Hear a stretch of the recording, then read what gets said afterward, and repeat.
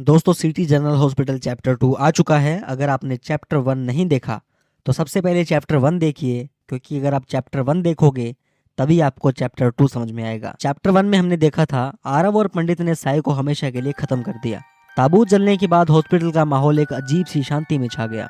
ऐसा लग रहा था जैसे वहाँ की सारी नकारात्मक ऊर्जा खत्म हो गई। कुछ महीने बाद हॉस्पिटल को फिर से खोल दिया गया, लेकिन क्या यह सच में इस कहानी का अंत था? यह कहानी का एक नया अध्याय शुरू होने वाला था। हॉस्पिटल के पुनः उद्घाटन के दिन सभी कर्मचारी और स्थानीय लोग एकत्रित हुए। हर कोई हॉस्पिटल के खुलने पर बहुत खुश था। यह हॉस्पिटल अब नई शुरुआत करेगा और पिछले भूतिया घटनाओं को हमेशा के लिए भुला दिया जाएगा। आरव, जिसने इस रहस्य को सुलझाने में प्रमुख भूमिका निभाई थी, उद्घाटन के समारोह में विशेष अतिथि के रूप में आमंत्रित किया गया था। उसने अपने भाषण में कहा, यह जगह अब सुरक्षित है, लेकिन हमें याद रखना होगा कि कभी कभी अतीत हमारी उम्मीदों से अधिक शक्तिशाली होता है। हालांकि आरव के मन में एक अभी भी अनजाना सा डर था। उसने महसूस किया था कि साय के खत्म होने के बावजूद उस जगह की ऊर्जा पूरी तरह से सामान्य नहीं हुई थी। समारोह के बाद जब आरव हॉस्पिटल के बाहर खड़ा था, उसने घड़ी की तरफ देखा। घड़ी में ठीक 12 बजने वाले थे। तभी उसने महसूस किया कि हॉस्पिटल के अंदर एक खिड़की पर हल्की रोशनी छलक रही थी। उसे लगा कि शायद कोई कर्मचारी वहाँ होगा, लेकिन यह असामान्य लगा। अगले ही दिन हॉस्पिटल के कुछ नए कर्मचारियों ने शिकायत की कि रात में उन्हें अजीब सी आवाजें सुनाई दी। किसी ने कहा कि उसने खिड़की के बाहर एक साया देखा और किसी ने महसूस किया कि कोई अदृश्य ताकत उसके करीब थी। आरव ने पंडित को फिर से बुलाने का फैसला किया। दोनों ने मिलकर हॉस्पिटल के इतिहास को गहराई से खंगालने की ठानी। उन्होंने पुराने दस्तावेजों और स्थानीय कहानियों को खंगाला। उन्हें पता चला कि ताबूत में बंद आत्मा अकेली नहीं थी। यह आत्मा एक प्राचीन अभिशाप का हिस्सा थी जो उस जमीन से जुड़ा हुआ था। अभिशाप के पीछे एक और कहानी थी जो इससे भी ज्यादा डरावनी थी। यह जमीन कभी कबीलों की पवित्र स्थल हुआ करती थी, जहां वे अपने देवताओं को पूजा करते थे। लेकिन जब इस जगह पर हॉस्पिटल बनने के लिए निर्णय कार्य शुरू हुआ तो उनके देवताओं के मंदिरों और स्मारकों को नष्ट कर दिया गया। इस अपमान ने कबीले के बुजुर्गों को क्रोधित कर दिया और उन्होंने इस जमीन को श्रापित कर दिया। श्राप के तहत किसी भी निर्माण को यहाँ सफलता नहीं मिलनी थी और जो भी यहाँ रहता वह अजीब और खतरनाक घटनाओं का शिकार होता। कबीले की इस प्राचीन कहानी ने आरव और पंडित को यह समझा दिया कि ताबूत में बंद आत्मा उसी अभिशाप का एक हिस्सा थी। लेकिन अब साय के खत्म होने के बाद दूसरी और भी शक्तिशाली आत्माओं ने जागना शुरू कर दिया था। आरव और पंडित ने महसूस किया कि यह लड़ाई पहले से कहीं ज्यादा कठिन होगी। उन्होंने नए अनुष्ठानों और सुरक्षा के उपायों के लिए विशेषज्ञ की मदद ली। इस बार आत्माओं का सामना करना केवल एक मानसिक चुनौती नहीं थी, यह उनकी शारीरिक और भावनात्मक सीमाओं को तोड़ने वाला था। हॉस्पिटल में रात के समय कई अजीब घटनाएं होने लगी। मरीजों ने शिकायत की कि उन्होंने अंधेरे में किसी को अपने बिस्तर के पास खड़े देखा। ऑपरेशन थिएटर में उपकरण अपने आप चालू हो जाते और खाली कमरों में चीखने की आवाजें आती। एक रात आरव ने हॉस्पिटल के सीसीटीवी कैमरे में चेक किया। वह हैरान रह गया जब उसने देखा कि लंबी काली छाया धीरे धीरे हॉस्पिटल के हॉल में घूम रही थी। यह साया पहले वाले साये से अधिक ज्यादा डरावना और खतरनाक लग रहा था। आरव ने महसूस किया कि अब उसे उस आत्मा का सामना करना होगा जो पहले से कहीं ज्यादा ताकतवर थी। पंडित ने बताया कि यह आत्मा केवल हॉस्पिटल तक सीमित नहीं है, इसका प्रभाव यहाँ से बाहर भी फैल सकता है। यह जगह हॉस्पिटल से कुछ दूरी पर पुराने जंगल में थी, लेकिन यह कोई आसान काम नहीं था। जैसे ही वे जंगल में पहुंचे, उन्हें अजीब सी आवाजें सुनाई देने लगी। पेड़ हिल रहे थे और ऐसा लग रहा था जैसे कोई उन्हें वहां से लौटने की चुनौती दे रहा हो। आखिरकार उन्होंने उस जगह को ढूंढ लिया जहां बलिदान का अनुष्ठान हुआ था। पंडित ने वहां एक जटिल हवन शुरू किया, लेकिन जैसे ही हवन शुरू हुआ, आत्माओं ने हमला करना शुरू कर दिया। आरव ने किसी तरह पंडित को बचाया और हवन को पूरा करने में मदद की। जैसे ही हवन पूरा हुआ, आत्माएं चीखने गूंजने लगी और जंगल में चारों ओर रोशनी फैल गई। आरव ने पंडित के साथ आत्माओं को रोकने की कोशिश की, लेकिन हॉस्पिटल में शांति ज्यादा दिनों तक नहीं टिक सकी। ताबूत जलाने के बाद रात के 12 बजे, जब आरव की घड़ी अंधेरे की सच्चाई की ओर इशारा कर रही थी, हवा में एक अजीब सा भारीपन महसूस हुआ। ऐसा लग रहा था जैसे आत्माओं ने वापस लौटने का निर्णय कर लिया है। हॉस्पिटल में काम करने वाले कर्मचारियों के लिए यह सिर्फ एक नई रात थी। वार्ड बॉय राजेश, जो हमेशा घर जल्दी जाने की कोशिश करता था, उस रात अपने साथ कुछ अजीब घटित होते देखता है। ऑपरेशन थिएटर में उपकरण अपने आप चालू हो जाते हैं। राजेश ने देखा कि ऑपरेशन टेबल अपने आप हिलने लगा। घबराकर उसने दरवाजे की ओर दौड़ने की कोशिश की, लेकिन जैसे ही वो दरवाजे तक पहुंचा, उसके शरीर को अदृश्य ताकत ने हवा में उठा लिया। उसकी चीख पूरे हॉस्पिटल में गूंज रही थी। जब बाकी कर्मचारी वहां पहुंचे तो राजेश की लाश जमीन पर पड़ी थी। उसके गले पर गहरे निशान थे, जैसे किसी ने अपने नाखूनों से उसे दबोच लिया हो। इसके अगले दिन कविता, जिसकी नाइट की शिफ्ट थी, उसने महसूस किया कि कोई उसके पीछे चल रहा है।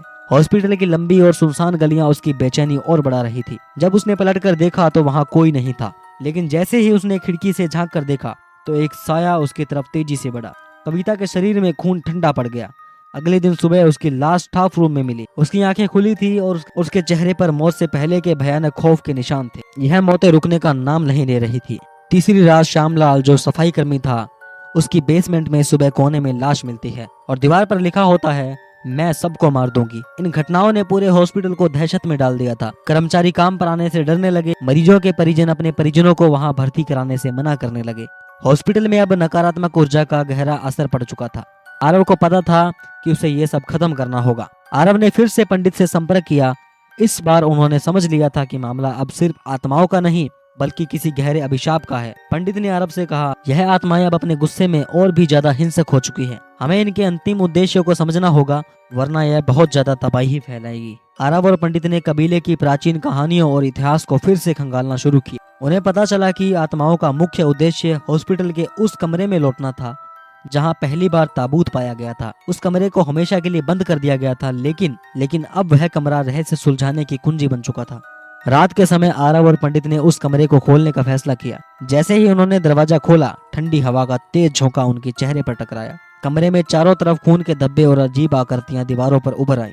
बीच में एक पुराने ताबूत का ढांचा मौजूद था जो अब भी किसी अनजान ऊर्जा से चमक रहा था। पंडित ने महसूस किया कि यहाँ पर कुछ बड़ा हवन करना होगा। इन कमरे में हर कोने से साए निकलने लगे। इन सायों ने भयानक आकार बना लिया और आरव और पंडित की तरफ बढ़ने लगे। आरव ने खुद को संभालते हुए पंडित को हवन शुरू करने के लिए कहा। पंडित ने मंत्रोच्चार शुरू किया, लेकिन साए उन्हें रोकने की कोशिश करने लगे। आरव ने पूरी ताकत लगाकर इन सायों का ध्यान भटकाया। जैसे ही हवन पूरा हुआ, कमरे के अंदर एक विस्फोट हुआ। साए चिल्लाते हुए गायब होने लगे। ताबूत का ढांचा टूटकर बिखर गया। लेकिन यह कहानी का अंत नहीं था। आरव की घड़ी फिर से 12 बजे का टाइम दिखाने लगी और हवा में एक भारीपन हुआ। पंडित ने चेतावनी दी, यह आत्माएं अब भी पूरी तरह से खत्म नहीं हुई है। उन्होंने हमें सिर्फ चेतावनी दी है, अगर हमने जल्दी ही इस जमीन को पूरी तरह शुद्ध नहीं किया तो अगली बार यह और ज्यादा ताकतवर बनकर लौटेगी। हॉस्पिटल में घट रही भयानक घटनाओं के बीच आत्माएं अब उन सभी को अपना शिकार बनाने की कोशिश कर रही थी जिन्होंने हॉस्पिटल निर्माण के दौरान ताबूत को छेड़ा था। यह आत्माएं अब और भी ज्यादा ताकतवर और हिंसक हो चुकी थी। एक रात आर्किटेक्ट अनिल अपने घर में था। जब कमरे की सभी लाइट्स बंद हो गई, उसने एक अजीब फुसफुसाहट सुनी और अचानक उसकी चीख गूंज उठी। अगली सुबह उसकी लाश मिली। दूसरी ओर मजदूरों में से कई रहस्यमय तरीके से लापता हो गए और बाकी लोग डर के मारे छिपने लगे। इन घटनाओं के बाद आरव और पंडित को यकीन हो गया कि आत्माएं केवल बदला लेने पर उतारू हैं।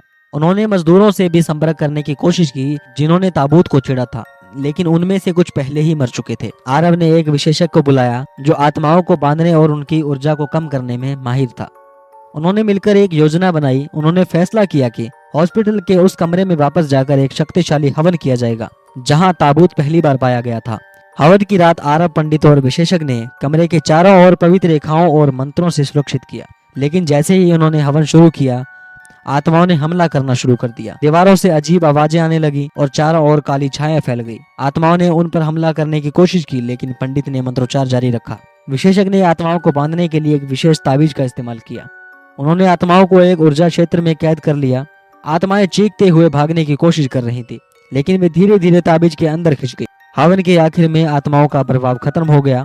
उसके बाद पंडित और विशेषज्ञ ने इस ताबीज को एक नदी में बहा दिया ताकि आत्माएं कभी लौट कर न आ सके। हॉस्पिटल में अब शांति लौट आई थी। जो कर्मचारी और मरीज डर के कारण भाग गए थे, वे वापस लौटने लगे। आरव ने हॉस्पिटल के प्रशासन से कहा कि इस जमीन को अब सच्चाई और ईमानदारी से चलाया जाए। हॉस्पिटल को फिर से खोलने से पहले पंडित ने पूरे हॉस्पिटल का शुद्धिकरण किया। कहानी के अंत में हॉस्पिटल एक बार फिर से काम करने लगा, लेकिन इस बार केवल एक चिकित्सा संस्थान था जहां बीमारियों का इलाज किया जाता था, न कि भूत प्रेत डरावनी घटनाओं का गढ़। दोस्तों, यही अपनी कहानी खत्म होती है। अगर आपको ये कहानी पसंद आई तो वीडियो को एक लाइक जरूर कीजिएगा। अगर ऐसी ही कहानियों में आप दिलचस्पी रखते हैं तो हमारे चैनल को अभी सब्सक्राइब कीजिए और बेल आइकन को ऑन कीजिए ताकि आने वाली अगली वीडियो सबसे पहले आपके पास पहुंचे। और ये कहानी सुनकर आपको कैसा लगा, कमेंट बॉक्स में मुझे जरूर बताइएगा। धन्यवाद।